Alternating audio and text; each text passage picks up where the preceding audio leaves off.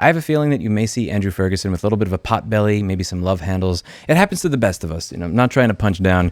When you cancel the gym, this is what happens. You could see from my videos, some of my older videos, when I'm not going to the gym and when I am. And I have reason to believe that Andrew Ferguson has tried to cancel his gym membership recently because the chair of the FTC is suing LA Fitness for making it difficult to cancel. Andrew Ferguson has been a punching bag of the channel because of his stance on click to cancel. Click to cancel is a proposed consumer protection rule that says that however easy it is to sign up, it should be that easy to cancel the service. It's designed so that you don't have to deal with bullshit where a gym will tell you that you could sign up for their service online with a credit card in one click.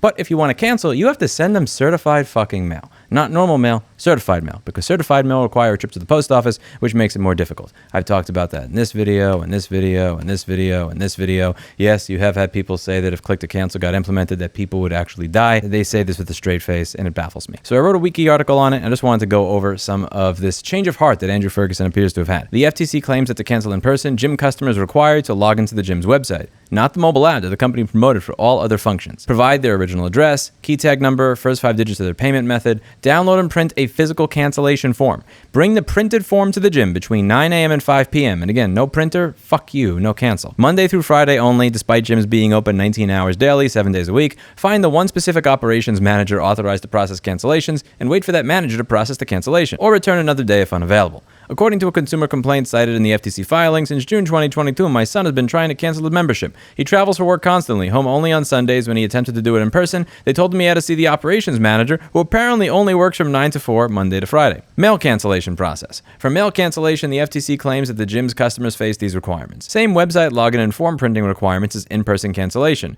Instructions to use certified or registered mail, requiring a post office visit and additional fees. And no guarantees of processing, even with delivery confirmation. One LA Fitness customer reported in the complaint that the company requires email and a cancellation form. I've mailed in multiple forms. The first couple I mailed were apparently not received. Customer service would not allow me to cancel the membership any other way, so I have mailed 3 more cancellation forms via certified mail, and I have proof of tracking for all 3 showing delivered, and the company is still charging me for membership. Mobile app exclusion. This is my favorite, because nowadays you can't even get a fucking tag for the gym anymore. They tell you that you have to install an application on your phone, and then you have to use that app to get into the gym rather than getting a tag that you put on your keychain, so you don't have to deal with, well, my phone's not charged all the way, or, oh, 1 second, let me wait because something is freezing to get into the fucking gym. They make you use the app for everything, but do you think there's a cancel button in the app? Of course not. FTC complaint states that while defendants encourage customers to use their mobile app for all gym functions, checking in, booking classes, finding locations, the cancellation form is deliberately not available through the app. My personal favorite of all of this is when it comes to the towel service. And how did I not include that in the article? My God, I deserve to be fucking fired as a wiki editor. Keith, if you're watching this, I deserve it. That was my favorite part of this entire thing. Oh, the towels. In selling their memberships, defendants also frequently sign consumers up for additional services with recurring charges, such as towel service or childcare using the same membership contract. However, defendants impose different and inconsistent cancellation requirements for these additional services. Can you imagine signing up for towel service at a fucking gym so that if you forget to put a towel in your gym bag, they will provide one for you so that when you go to take a shower, you can use a towel, and then when you go to cancel the gym membership, they still keep charging you for the fucking towel? The gall of these people. And the thing that gets me about all of this is not some instance of somebody being careless. It's not an instance of a mistake or a my bad or I wasn't paying attention. That stuff, I'm not saying is right. It's still wrong, but it's a different level of fucked up than this.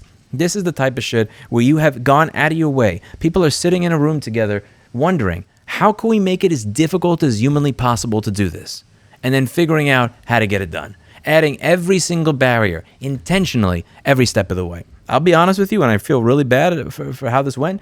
I was on the phone with somebody from an LA Fitness. I still remember this because I'm nice to almost everybody I deal with on the phone with customer service, even if the company they work for is massively screwing me over, because I realize it's not their fault. I lost it on this dude. The moment he started with that, I said, no, you're doing that on purpose. I know your company does that on purpose. There is no need for that. I know that you can get me access to somebody who can cancel my membership. I'm not accepting that as an answer. I am not accepting that as an answer. If you're telling me that that's the answer, I will make your life and your company's life a miserable fucking...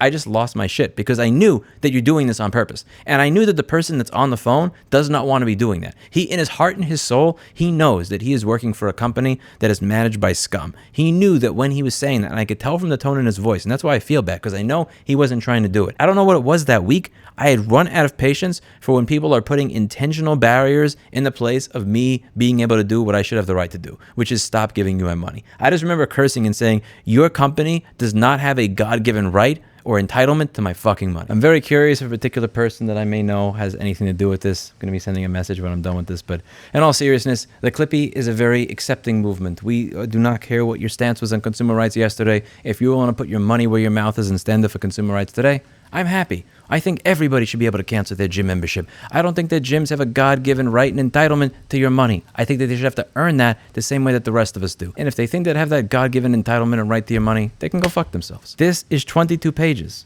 of the FTC telling gyms that do this to go fuck themselves. If you think you could do this bullshit where you sign person up for the gym membership and the towel membership at the same time, but then when they cancel the gym membership, you haven't even canceled the fucking towel, like, you know what you're doing.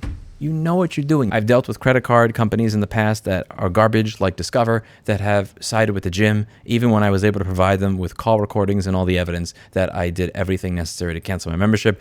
Unfortunately, credit card companies, in many cases, when you file chargebacks, and banks will often side with the gym. I'm glad to see that Andrew Ferguson at the FTC is standing up for people who want to be able to cancel their memberships. I'm always willing to start fresh on this channel.